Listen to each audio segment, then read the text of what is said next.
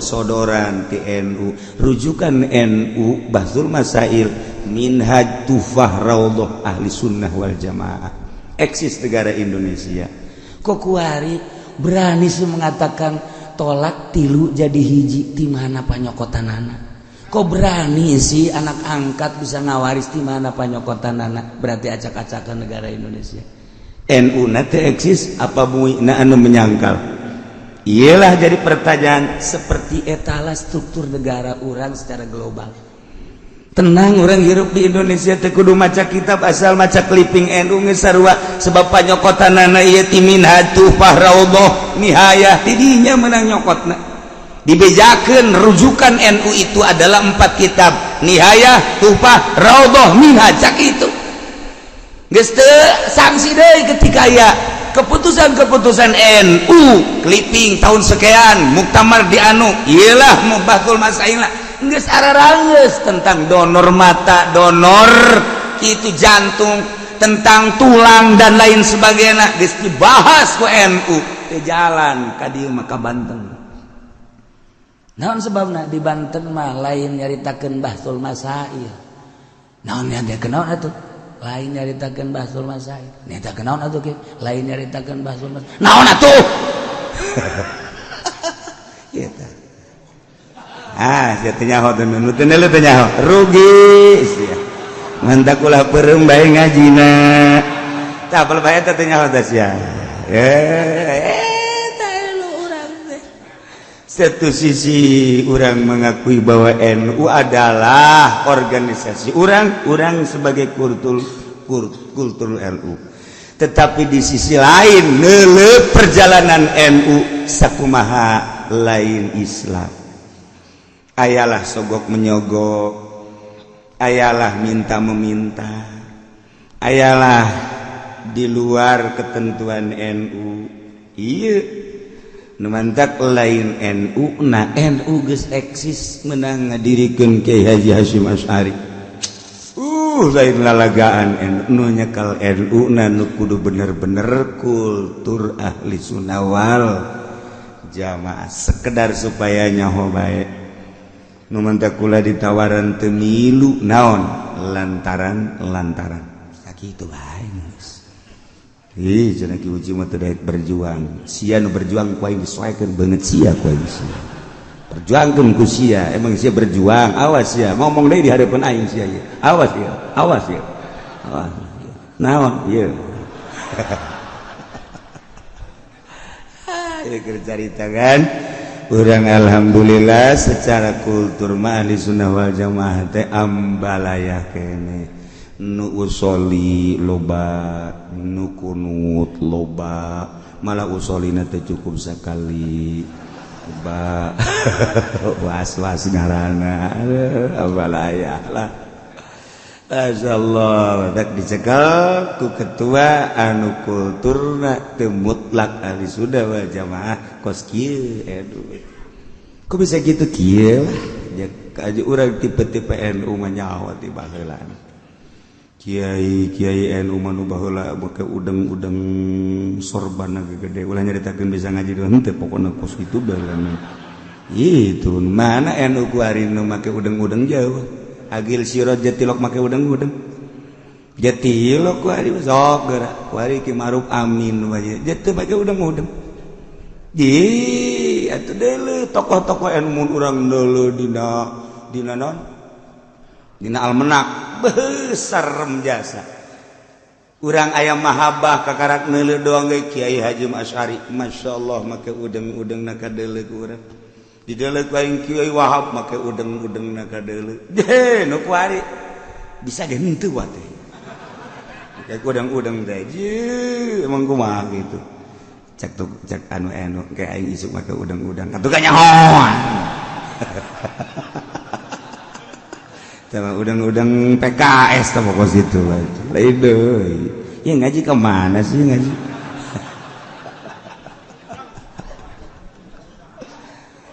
ikir nyaritakeun bugot di negara urang negara demokrasi aya aturan-aturanana bahwa kekuatan diserahkan terhadap rakyat sebab kepala negara menang memilih rakyat, bahkan kebablasan milihna, nu buta ge milih bae, nu torek ge milih bae, nu gering ge milih bae, teu nyaho bakal kumaha kahareupna, padahal nu milih mah nu boga wawasan, nu boga pemikiran jernih kahareup untuk maju bangsa negara jeung agama kahareup kumaha ieu mah teu. Bahkan nu unikna di Golkar mah lain nu gering-gering acan dicolokan ku lurah di desa, bertanggung jawab di hadapan Allah engke tak kepala desa sia dikerebekeun di neraka sia.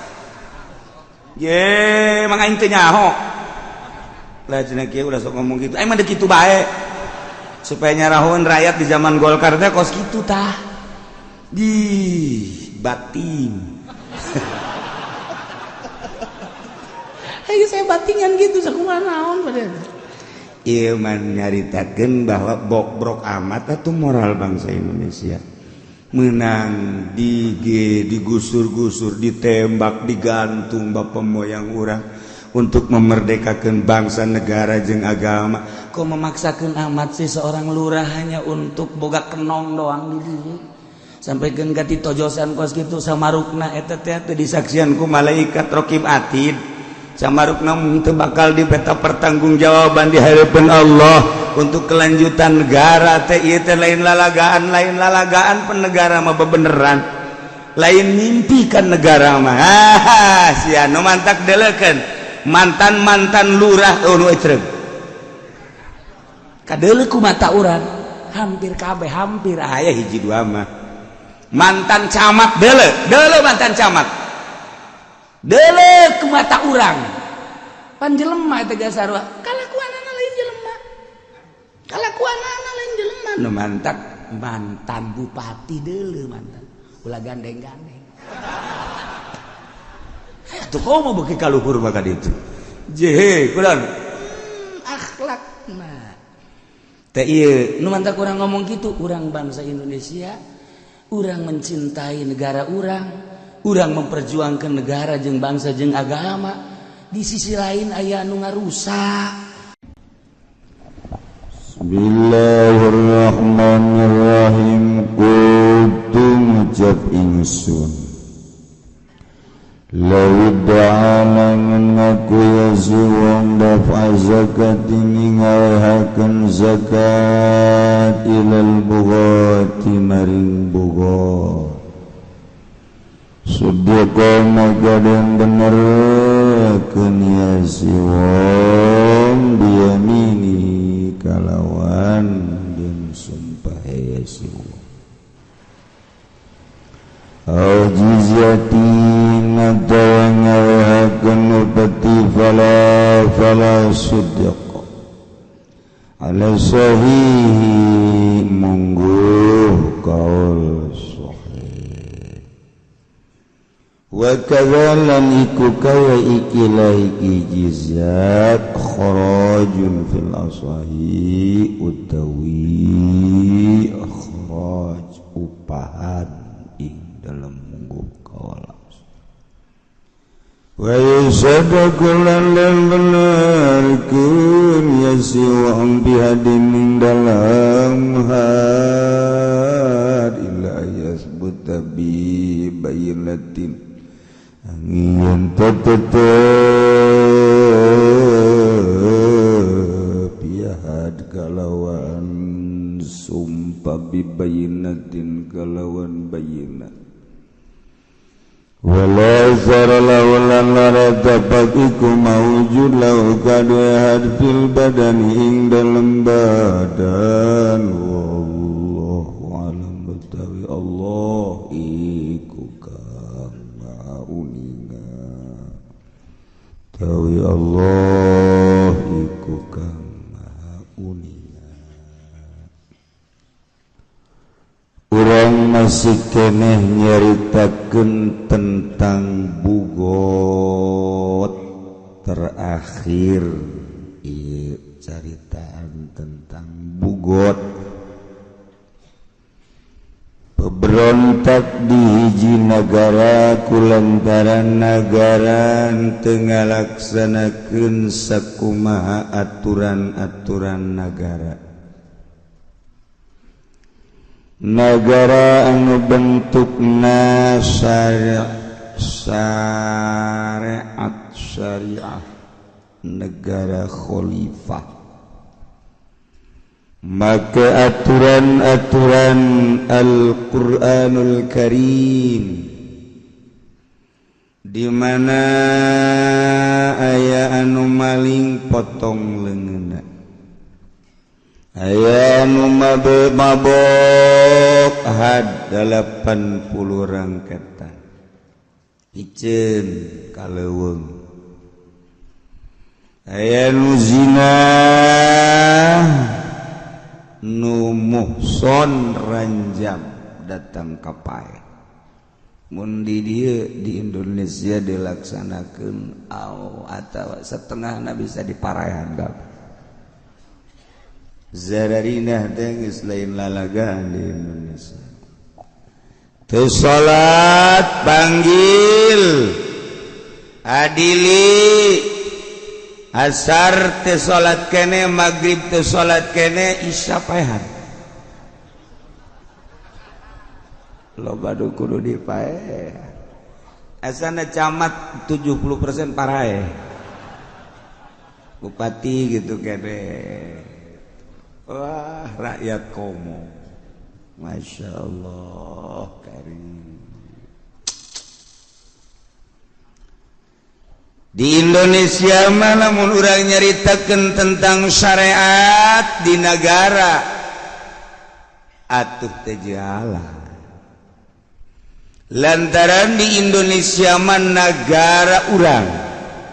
Negara Republik Indonesia lain negara syariat, negara demokrasi Pancasila.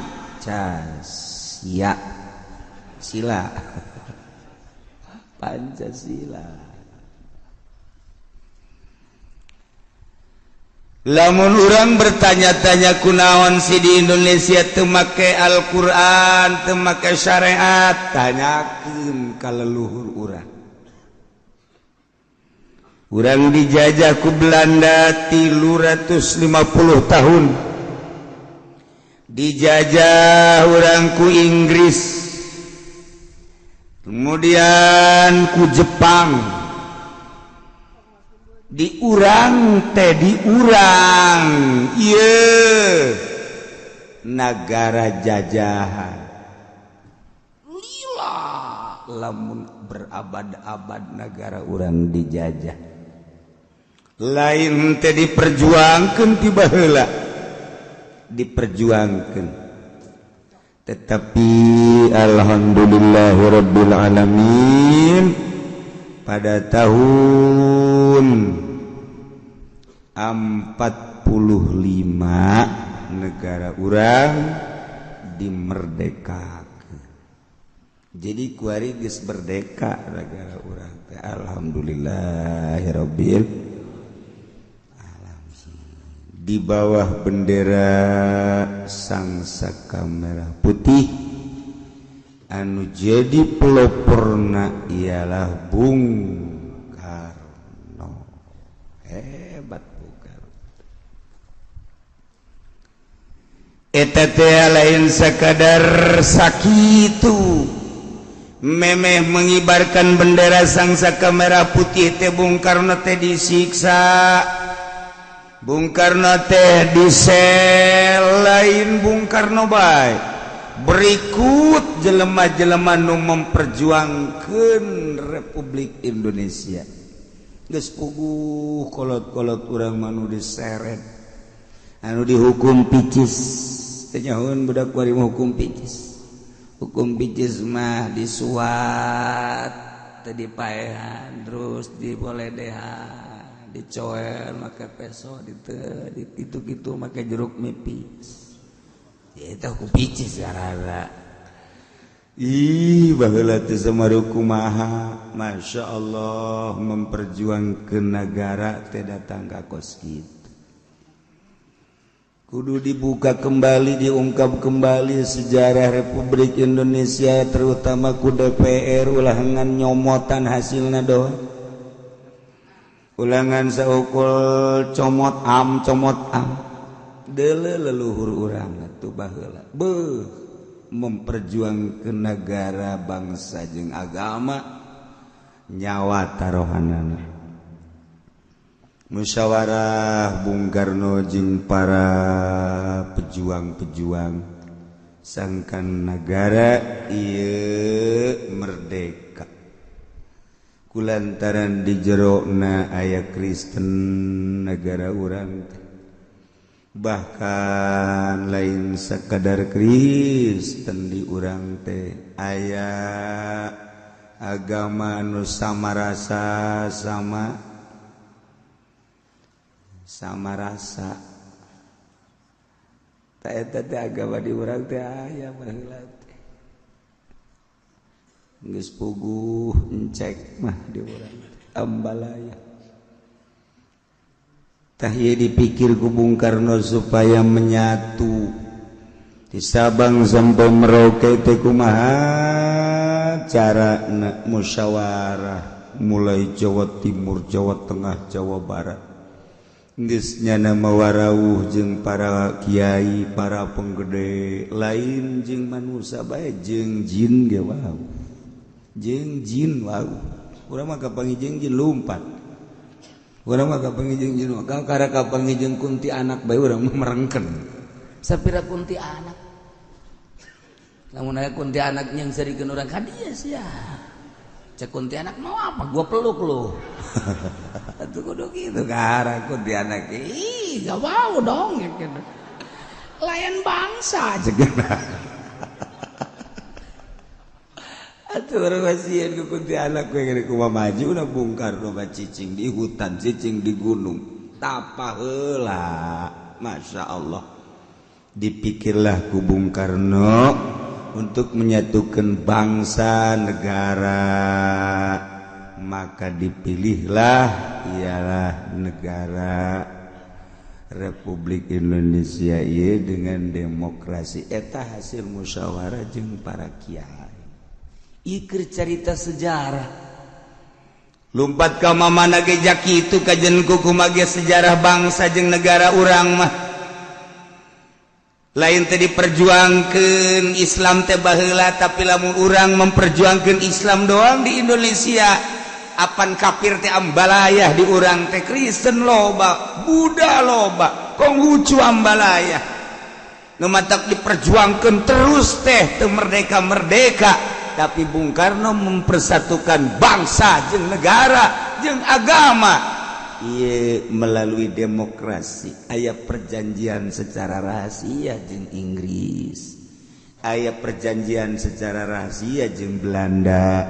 Aya perjanjian secara rahasia jeung Jepang. Eta mah teu meunang dikemukakeun tama perjanjian rahasia eta mah kecuali engke lamun geus mendesak ka dibedakeun. Ieu mah supaya nyaho bae.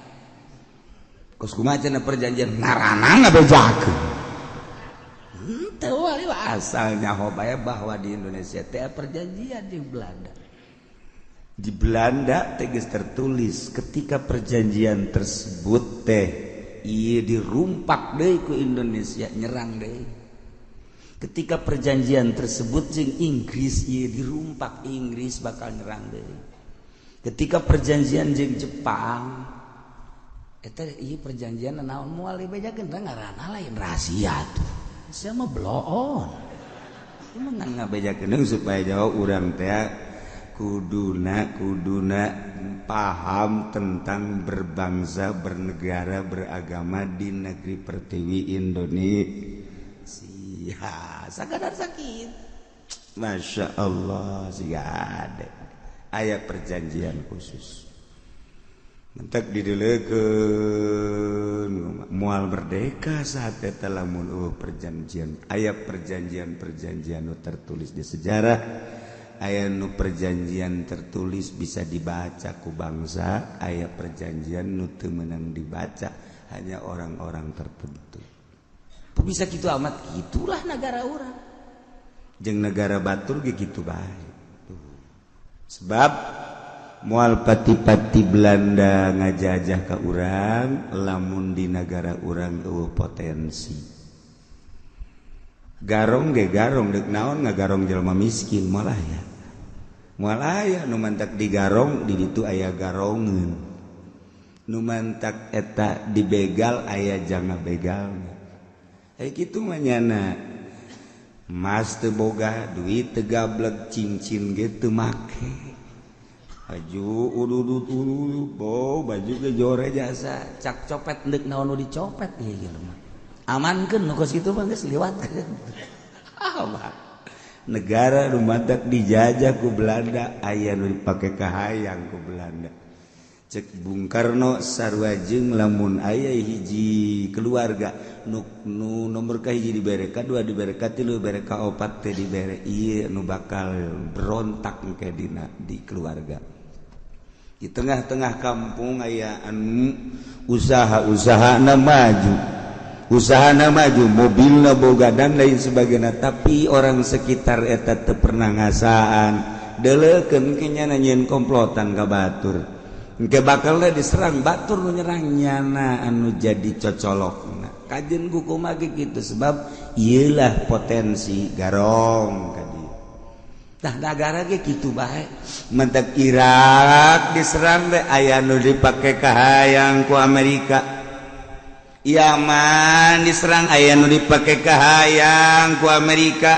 sanajan ku ari kadeleuna Saudi Arabia di tukang nama tetep bae Amerika bae mantak Turki diserang aya nu dipake kahayang ku Amerika nah Bung Karno baheula kahayang Belanda Inggris potensi-potensi nu aya di Indonesia nyelundup ka ditu supaya merdeka jagona Bung Karno musyawarah unik na ya Bung Karno ketika Bung Karno aya di Belanda di Indonesia aya eta nu hesena urang lamun bisa kos kitu nyandung bae urang mah terus supaya ulah kajawan kuno kolot udah mah kos kitu bae pan bisa kos kitu teh pake nyandung urang mah ye aya nu ngabejaan neng ulah ngeunah kurang naon haji nyandung deui kala di Belaraja iraha ji moal poe aya di dieu ieu mah lain lalagaan kula nyaho di ditu nyandung data ente percaya unggal poe jang ngeukepan kula bae aya bae pake nyandung orang bener di itu nyandung tuh mantap moal dibere ilmu kos gitu ku Allah mal insya Allah mal mere kos gitu mah jeung perjuangan eta doang lah sawah mencong teu beres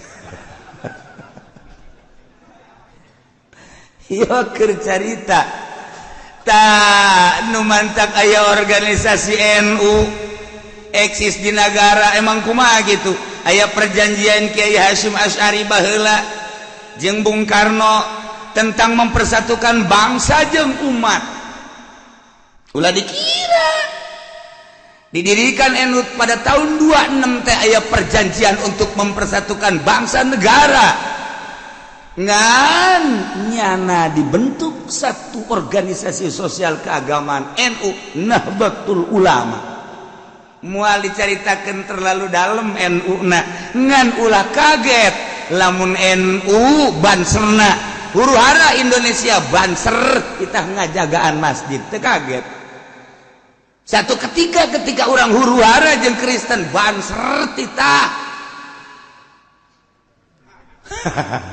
banser kita ngajagaan kuil kita ngajagaan gitu gereja dan rumah-rumah ibadah nolen ulah kaget etalah NU geus paham tak encan nu arasup NU sehingga NU seperti kitu corakna tuh siapa mah geus nongol ti heula bodoh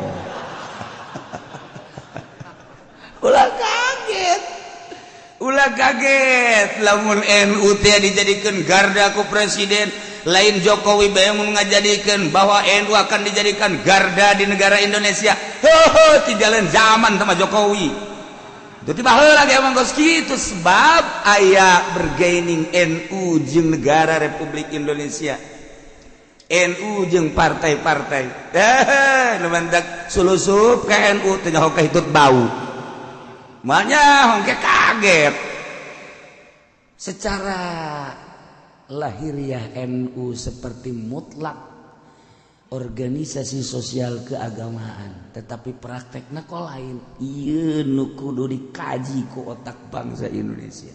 Ki Hasyim Asy'ari lain jelema leutik, Kiai Wahab lain jelema leutik. Eta teh menang restu ti Kiai Khalil Bangkalan, seorang waliun min auliyaillah. Jadilah NU datang ka kuari eksis, tinggal nu nyekel NU na mampu tante bener je tante sakitu. Kepemimpinan dia kok NU kieu, kepemimpinan dia kok NU kieu. Nah, kuari lamun urang neule perkembangan NU, memilih ketua naga manis silih jotos. Tetis berarti teu bener teu nyaho kana aslina NU. Kula nu diuk bae di imah ge nyaho. Nu mantak Gus Dur datang ka desa babara kali, ngobrol secara umum kitu, secara khusus aya jeung kula nyaritakeun tentang NU, nyaritakeun tentang bangsa. Ieu lain lalagaan di Indonesia mah. Ketika urang dek ngayakeun nanaon, ingat leluhur urang diseret, dibunuh, dihukum picis dan lain sebagainya untuk memerdekakan bangsa, untuk memerdekakan negara Republik Indonesia. Dipilihlah ieu negara teh negara demokrasi teu sembarangan, menyatu dari Sabang sampai Merauke teh lain lalagan, satu suara. Merdeka Kristen merdeka, Buddha merdeka, Islam geus puguh mayoritas merdeka.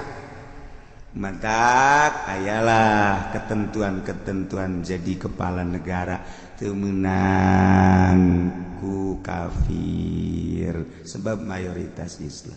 Dipilter naon bae nu bakal terjadi agama ku mui jajelema ngan sakadar pemutusan unggul disodorkeun sodoran ti NU.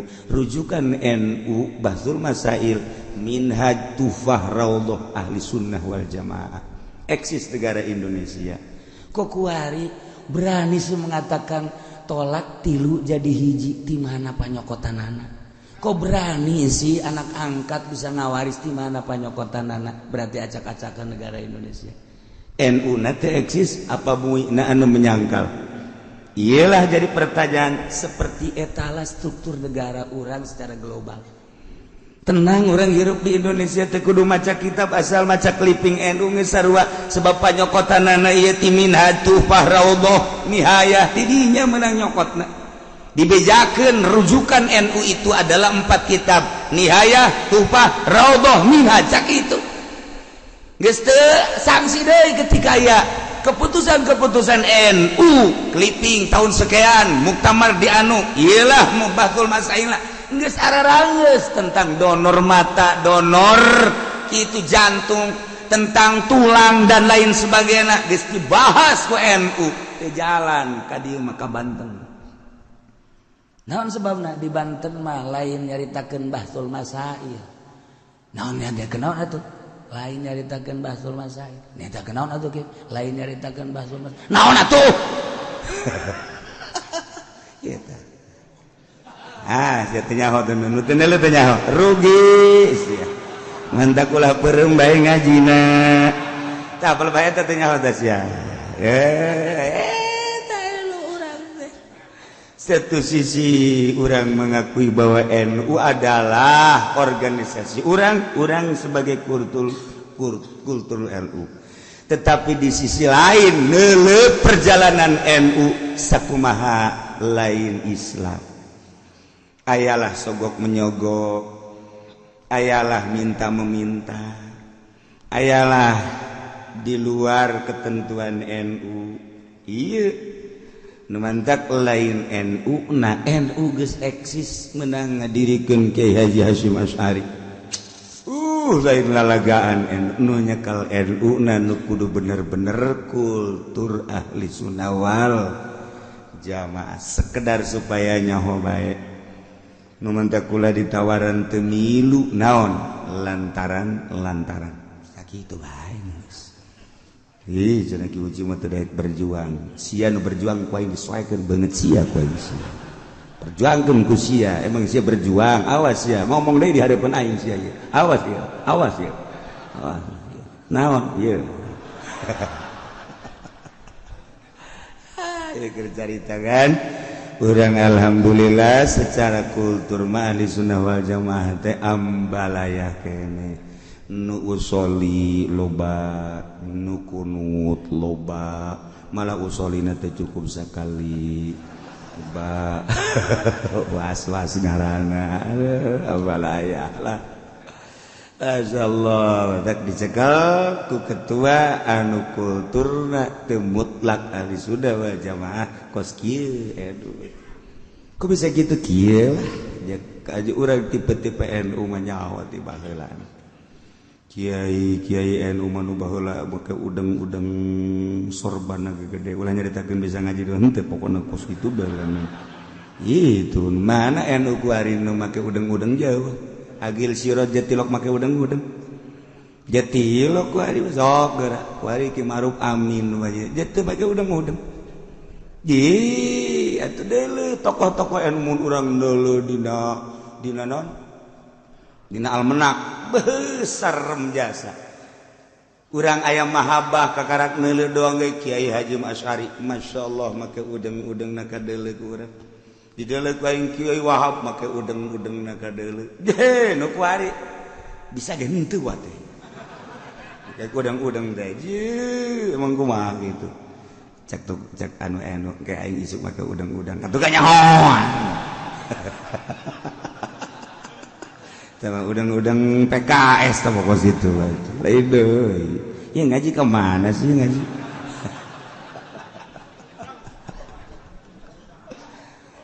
Iker nyaritakeun bugot di negara urang negara demokrasi aya aturan-aturanana bahwa kekuatan diserahkan terhadap rakyat sebab kepala negara menang memilih rakyat bahkan kebablasan milihna nu buta ge milih bae nu torek ge milih bae nu gering ge milih bae teu nyaho bakal kumaha kahareupna padahal nu milih mah nu boga wawasan nu boga pemikiran jernih kaharep untuk maju bangsa negara jeung agama kaharep kumaha ieu mah teu bahkan nu unikna di Golkar mah lain nu gering-gering acan dicolokan ku lurah di desa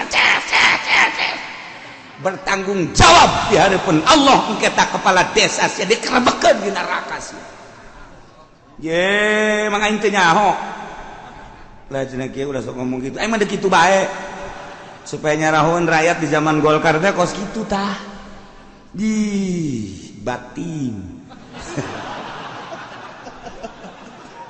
saya batingan gitu sakumaha naon padahal ieu mah nyaritakeun bahwa brok amat atuh moral bangsa Indonesia menang digusur-gusur ditembak digantung bapak moyang urang untuk memerdekakan bangsa negara jeung agama kok memaksakan amat sih seorang lurah hanya untuk boga kenong doang di dieu sampaikeun ka ti tojosan kos kitu samarukna eta teh teu disaksian ku malaikat raqib atid samarukna teu bakal dipeta pertanggungjawaban di hadapan Allah untuk kelanjutan negara teh ieu teh lain lalagaan penegara mah bebeneran lain mimpikan negara mah sia nu mantak deleukeun mantan lurah nu ecreug kadeuleu ku mata urang hampir kabeh hampir aya hiji dua mah mantan camat deuleu mantan camat deuleu ku mata urang pan jelema eta ge sarua kalakuanana lain jelema nu mantan bupati deuleu mantan ulah gandeng-gandeng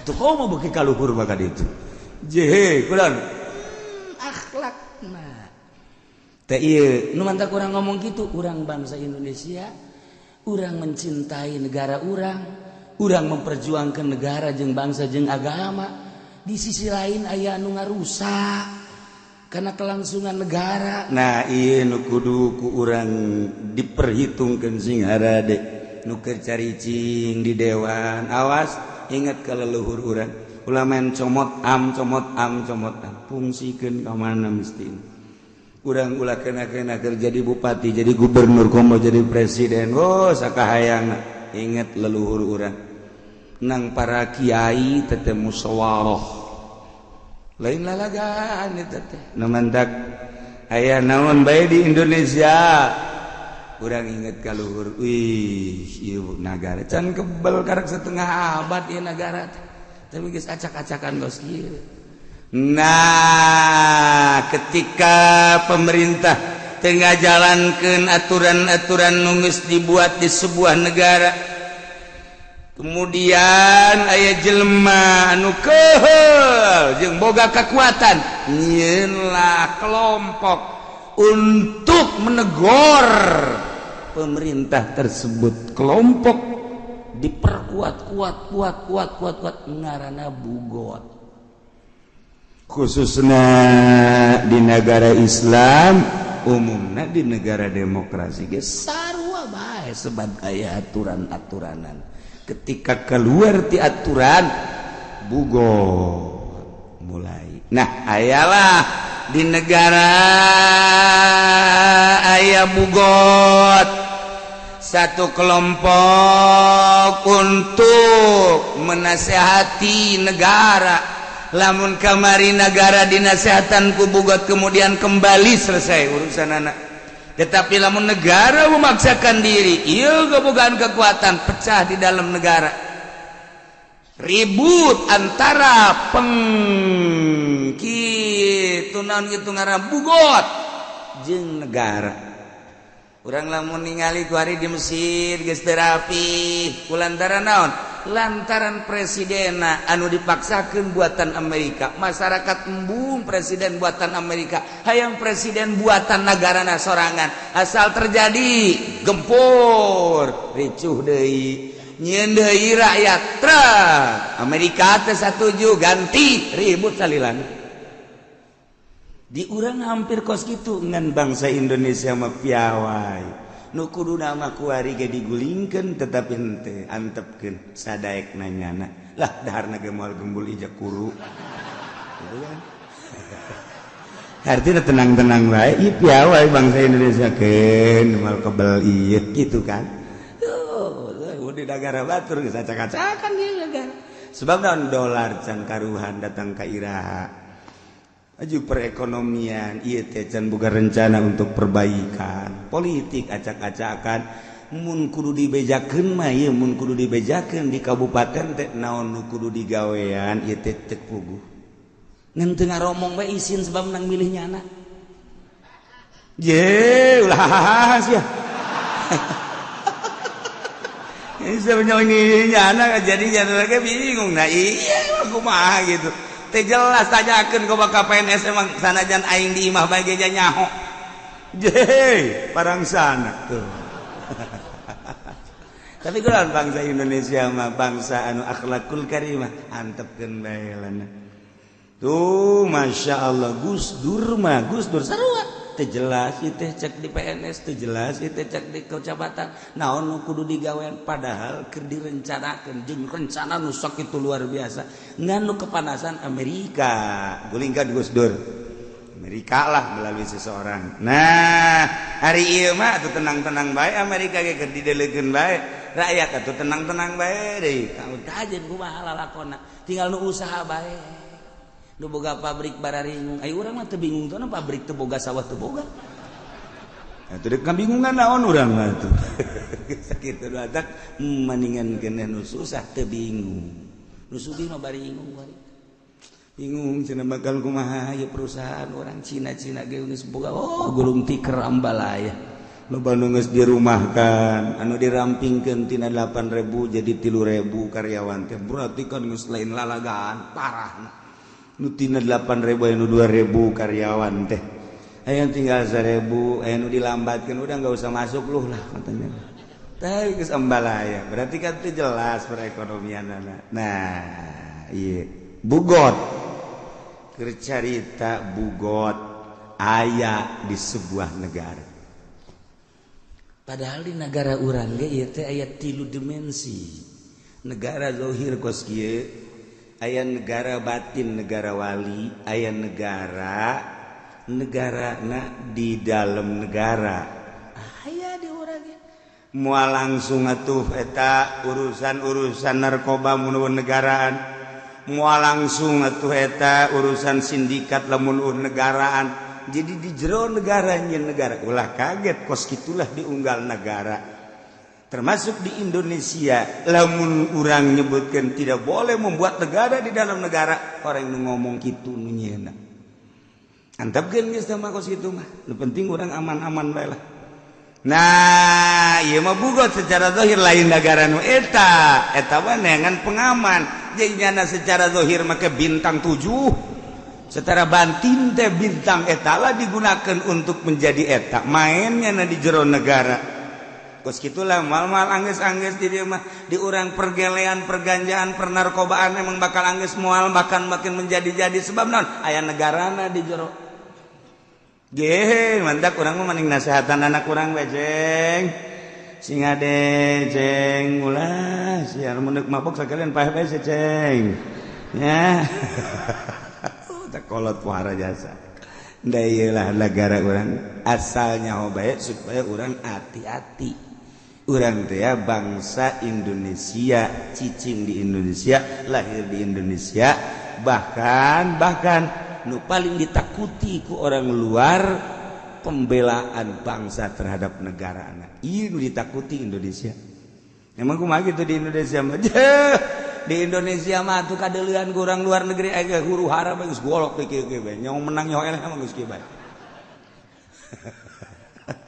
Indonesia hebat biasa iya di Papua eta lamun urang teu ditahan beak ujianan tapi ditahan demi kebangsaan persatuan umat ulah sampai huru hara sebab naon lain Papua nu bergerak bendera nu berkibar bendera Israel ieu nu dideuleuh urang beuk bari di Papua lain sakadar eta nu terjadi unggal kabupaten terjadi ekses masa sih urang terpancing hantap sebab mayoritasna Kristen ngan urang memohon ke pemerintah endeuh datang ka iraha Papua di urusanana tinggal segitu doang ke pemerintah teh walaupun mayoritas tapi unggal kabupaten aya musliman aya mukminan di dinya teh kuat deui lain ngalagaan lain saeutik jeung lain kakarak eta anu terjadi penganiayaan terhadap muslim di Papua mentak sebab terjadi eta urang kapancing ulah babari deuk ngajegurkeun mah tetapi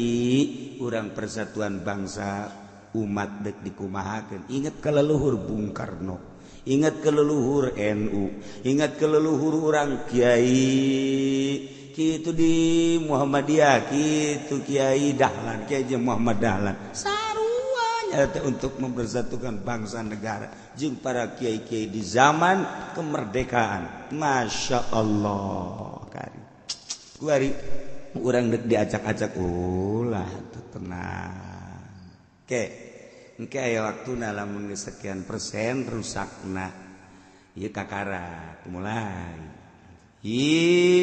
atuh mustika Bung Karno ge aya keneh nu mantep engke ge aya deui kamari ge aya Soekarno urang dinya teh tapi teu gagah ngaranna mah Soekarno alah tapi ngomong pepeleyean segala rupa nah yalalawida dapat zakatin ilal bugot andai kata Ki Zaid ngaku bahwa geus mikeun zakat ka kelompok bugot berarti ieu hukum Islam di negara syariat khalifah berarti anu zakat diurus secara rapi dicokot dibagikeun ka fungsina masing-masing di urang mah dicokot zakat teh dibagikeun di urang mah ieu nu salahna ngurus dengan sakadar merekrut doang adapun membagikeun aya fakir miskin nu kabagian zakat di pemerintah teu dikumahakeun si negara nu madak nyieun pusing urang masnap nangis jelas asnap nangis jelas atuh teh mah kenaon kitu ngaranna zakat mah tetapi kan teu kadenge sugan Jawa Timur dibikeun ka asnapna sugan Jawa Tengah teh jang naon fungsina eta mui nu aya di kabupaten teu bisa noel ka bupati teu bisa noel atuh ka DPR fungsi kan eta Masya Allah lamun bener dek urusan zakat. Nah ieu mah dibikeun ka bugot lawida dapat zakatin ilal bugot. Begitu ditanya Zaid, ya bagaimana zakat kamu? Kamu tidak menzakat. Sudah Pak. Dikemanakan? Saya berikan kepada bugot. Betul? Betul. Panggil anu narimana. Begitu nu narimana benar-benar enggeus. Jadi lain dibikin ke pemerintah, tapi dibikin ke kelompok bugot. Sudiko biomini benerkeun. Ngan dibenerkeunana dua rupa. Lamun teh mah teu dicurigakeun tanpa sumpah. Lamun aya penyurigaan biamini sumpah. Lamun memang nyana geus teu aya ittiham, teu aya tuhmah, geus teu kudu disumpah-sumpah. Tapi lamun aya keneh tuhmah, sumpah. Sudiko aya tuhmah biamini. Masya Allah. Cuma sekedar cerita kita biar koleksi hati beja pelaksanaan nama bugot nu ngazakat lu nggak sih banget ngaji be mantak gimana tunduh ya masalah guys ya mah guys. Aduh cina kiai dikitukeun mah tuh kebeneran cenah teh emang siapa bagi hees beneran al jizyatin fala di negara aya kafir zimmi. Kafir tersebut dipersilakan untuk domisili di urang pakai jangka waktu mungkin setahun, mungkin 5 tahun. Iya per bulana nyana kudu mel, di samping mel bayar diat. Mayar aya orang Amerika di Indonesia emang teu mayar amankeun teu meunang ku urang diganggu. Ketika orang diganggu kena sanksi sebab naon nyana mayar di negara urang cicing. Orang Inggris cicing di negara urang zimmi ngaranna teu meunang diganggu gugat ku urang lantaran nyana bayar upeti ka negara. Aya orang Belanda cicing di urang, orang-orang negara luar nu cicing di urang eta teh bayar ka negara.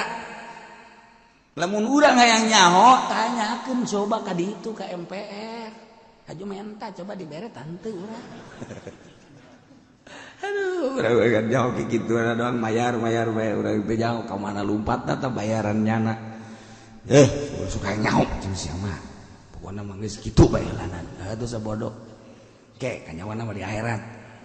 Itu bae maksudna atuh sia ka sorga aing ka neraka gitu atuh gitu ono sabodo atuh mah enggak atuh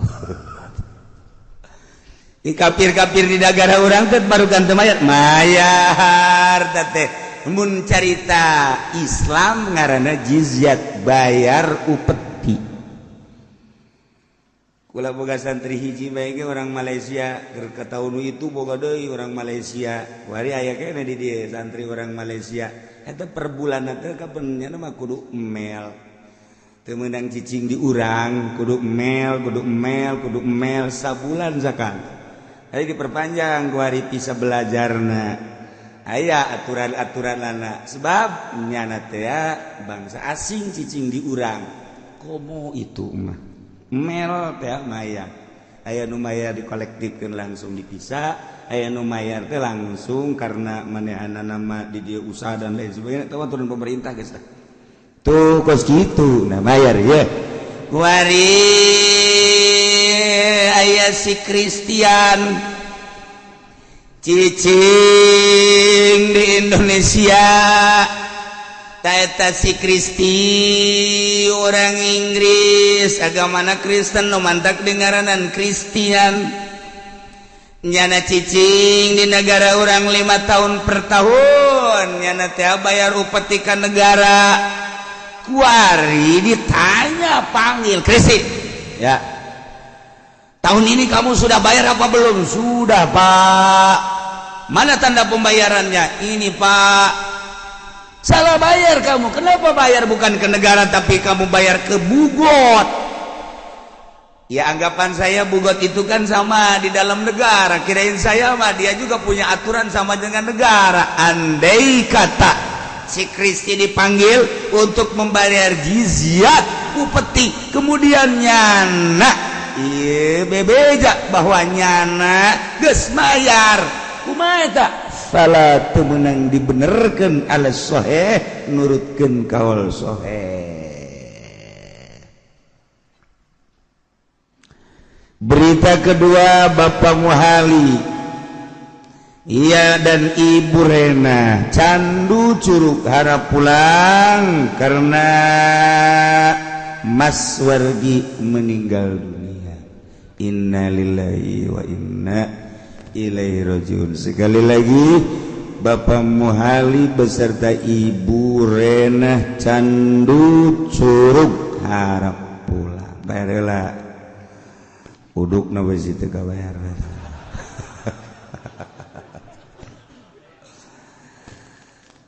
Andai kata pemerintah negara Bapak Kristi supaya bayar dia, ternyata pengakuannya geus mayarna dibikin kabugot fala yusaddaqu teu meunang dibenerkeun ala sahih.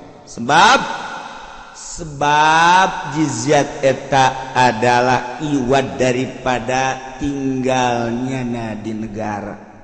Sementara bugot adalah kelompok pemberontak anu bener-bener eksisma pemerintah setempat.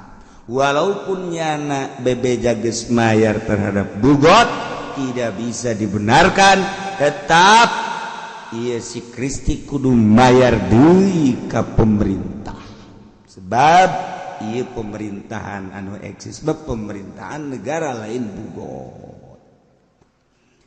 Wa kaza kharajun fil sahih, kitu kene seperti jizyat kharaj upah. Andai kata di sebuah negara, kemudian negara tersebut ngalaksanakeun tentang pertanian, ngalaksanakeun tentang perekonomian, pembangunan pabrik dan lain sebagainya, eta kan kudu bayar terhadap negara. Tanah anu dikelola pabrik tanahna eta kan tanah negara. Nah iya kudu bayar ke negara. Kuari hasil tanah tersebut ditanya ke pemerintah, atau pajak tersebut ditanya ke pemerintah, padahal pajak batu menang. Iya jizyat kharaj hasil bumi. Nah kan ari pajak mah tetep pesa gitu, ari hasil mah kharaj mah lain. Andai kata urang teh ya nyewa tanah ka pemerintah atau membuat pabrik tersebut kan di atas tanah. Sebenarnya mah di urang mah tanah pribadi. Tetapi karena di negara urang teh kudu aya pajak, nah kuduna mah kieu hasilna sabaraha eta tah hasil tanah tersebut. Lamun berhasil bayar ke negara, lamun teu hasil ulah, sebab boro-boro jang mayar ke negara. Nyana ge teu hasil. Ieu kan kaharti ku otak urang mun make aturan syariat. Tetapi kan di negara orang masih ada hasil dek ente tetep aja mah bayar bae ka negara. Iyalah nu teu meunangna. Tah lamun pas kitu mah masalah. Urang teh tani kemudian aya hasilna. Nah ieu hasil tani dibandingkeun jeung modal untung, maka ambillah sekian persen untuk negara. Masalah. Tapi begitu diteliti, aya peneliti khusus, ternyata tatanena teh dibandingkeun jeung kitu modal, ternyata nyana rugi. Ulah dicopot atuh eta tanah teh lantaran boro-boro jang mayar ka pamarentah nyana ge rugi. Kan ngeunah henteu ka otak urang tiis perasaan. Jeung ase mah tiisan eta. Tapi kan tidak mau tahu negara. Nu mantak negara mah bangkrut. Nah, ira di mana ya negara bangkrut? Moal aya nu bangkrut rakyat. Mantak lamun negara teu bisa ngabangun eta mah negara pangoplo-oplona. Teu bangkrutna. Pabrik bisa bangkrut tapi bayar pajak mah terus bae. tanah bisa gambrung kurang tuh bisa ditatanian kurang tetapi bayar pajak mah per tahun pan terus baik urang tetani pajak terus urang tani hasil tahun teh pajak mah terus baik kuari batelak ge pajak mah terus baik kan eta tanu oplo mampus itu tah geus kajen lah tanggung oplo geus jangan geus tetapi atuh bangunkeun atuh nu jelas pajak teh tah di APBD teh ka mana mestina ieu mah jalan amburadul tukang endog bareupeus ini masalah nah, ada kau bangkrut, nah negara mah di mana ya bangkrut dan negara rakyat nu bangkrut mah. Sebab naon tekanan terus bae. Oh, bayar pajak. Parah. Nu mantak lurah di Surakan bae ge aya naik bae di Muludan Surakan. Assalamualaikum. Sak masyarakat.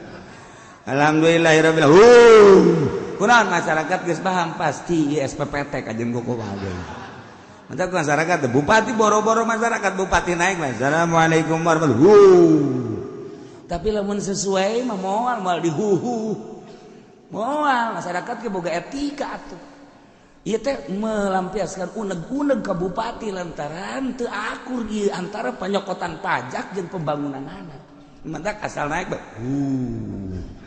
Asal naik bae. Asal 5 tahun ka hareup mah moal dadung di masyarakat teh. Eta kula bahasa ngadengeun di mana bae asal lurah naik bae masyarakat camat bae naik assalamualaikum lam itu mah lain ngajawab da masinis kunaon eta henteu aya di hate sebab naon ditipu masyarakat ku seorang camat padahal mah camat mah ngan sakadar melaksanakeun teu salah teu naon camat mah program anu salah kos gitu camat basa pira tujuan mangalaksanakeun apa adanya itu salah tapi masyarakat geus nyalahkeun bae ka camat ulah teu meunang nya mangan setengah salahna geja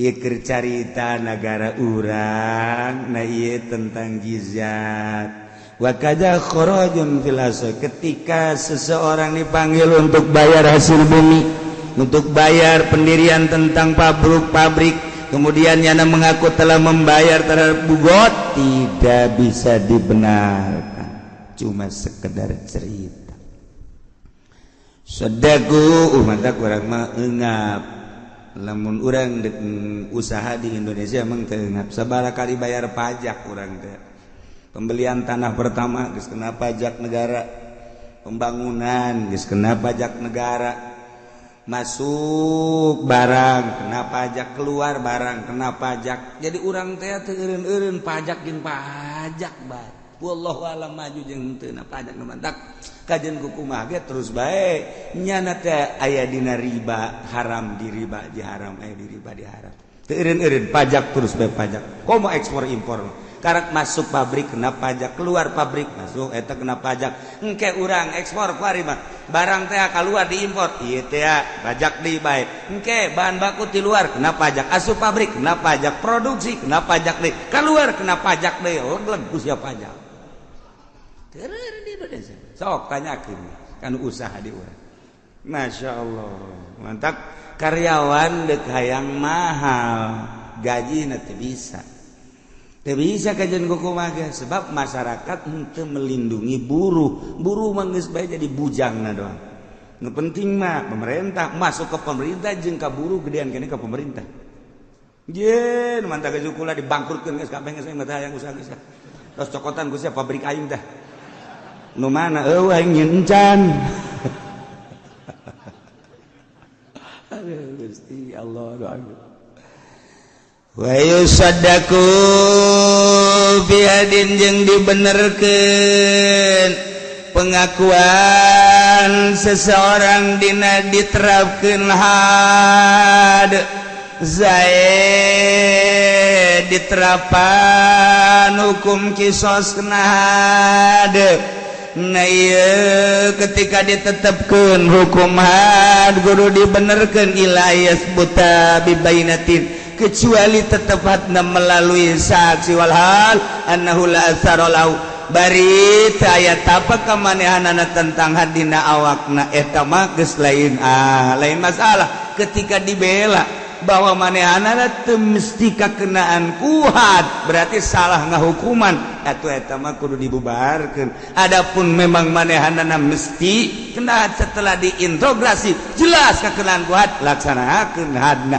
Ketika dibela karena manehana teu kitu sesuai jeung aturanana bahwa henteu manehana mah atuh teu kudu, maka selesailah tentang cerita bugot. Urang melanjutkan kitabur riddah. Wallahu a'lam. Aya nu nanyakeun masalah Pak Kiai apa hukumnya badal haji. Kedua, untuk siapa aja badal haji tersebut.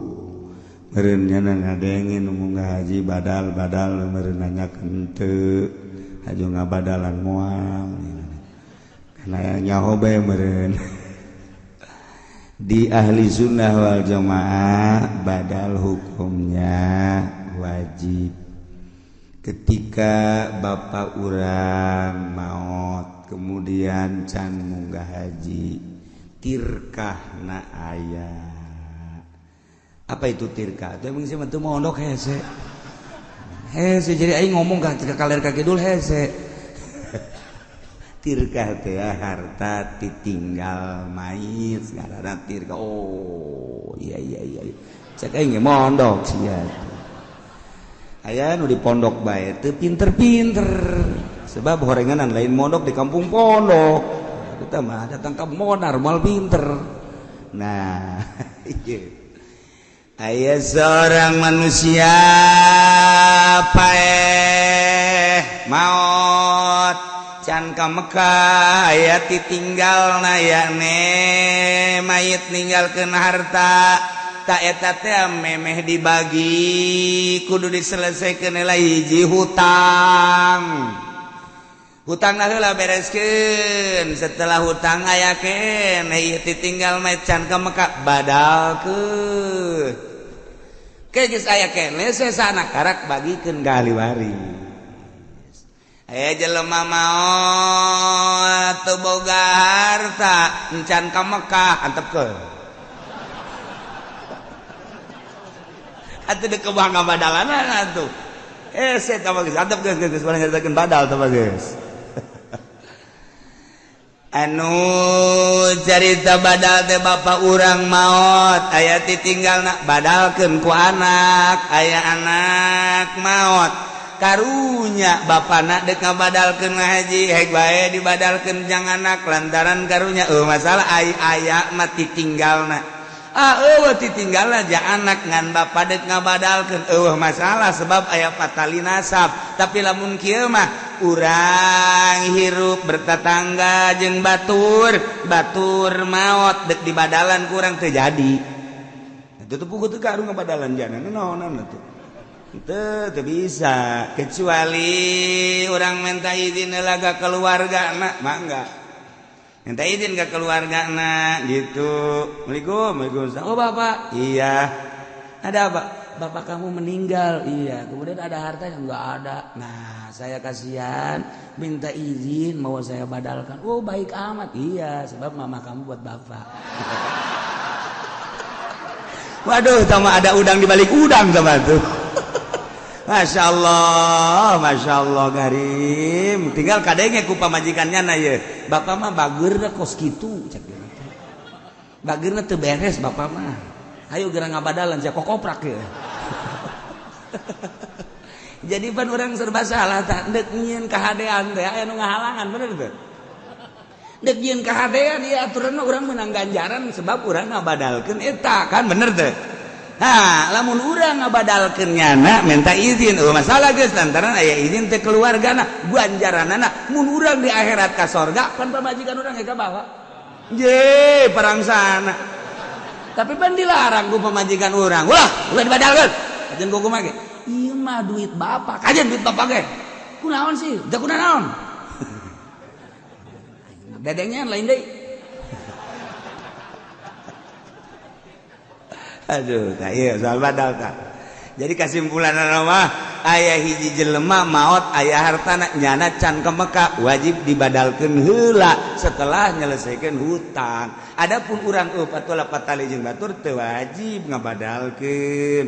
Ieu mah aya seorang ibu nyarita deuk ka Mekah kemudian can kaburu ka Mekah maot bebeja anakna ka Kangjeng Nabi ya Rasulullah aya naon neng maaf di ngomong deh ke Mekah hajut can kaburu datang ka waktuna maot apa wija apakah abdi bisa ngabadalkeun ngahajikeun emak atuh kan tenan cek Kangjeng Nabi masalah nah maka jeung bisa eta bae lamun hutang emak boga hutang wajib teu kudu dibayareun ku neng wajib kitu keneh hutang ka Allah atuh lamun aya tinggalna wajib ku neng dibayar tuh kan jelas. Sakumaha lamun bapa maneh emak maneh boga hutang wajib teu cek Kangjeng Nabi dibayar ku maneh wajib atuh tuan ieu ge sarua hutang ka Gusti Allah lantaran nyana can ka Mekah atuh pek bae badalkeun ku neng ga ditu itu masalah yo Abi Muhammadiyah mah teu wajib cek Muhammadiyah ai urusan jeung jelema mapan eta mah jelas ai urusan jeung Allah mah manya Allah ngahutangkeun kitu Muhammadiyah mah geus lah ulah loba omong Muhammadiyah geus lah siapa tuh maca hadis barudanan oh aya cenah macana Bukhari tapi eta Bukhari pan eta hadisna tapi teu dipake ku cenah kumaha ngartikeunana meureun nu mentak teu boga silsilah cenah mah Bukhari nu boga silsilah mah urang ahli sunnah wal jamaah mentak ngaji Bukhari ngaji Muslim Sunan Nabi Daud Ibnu Majah kudu boga guru engke urang dibere silsilahna nah sanadna urang di saat tuh nyambung ka Imam Bukhari nyambung ka Kangjeng Nabi Muhammad sallallahu alaihi wasallam kos kitulah soal adab wallahu a'lam bissawab.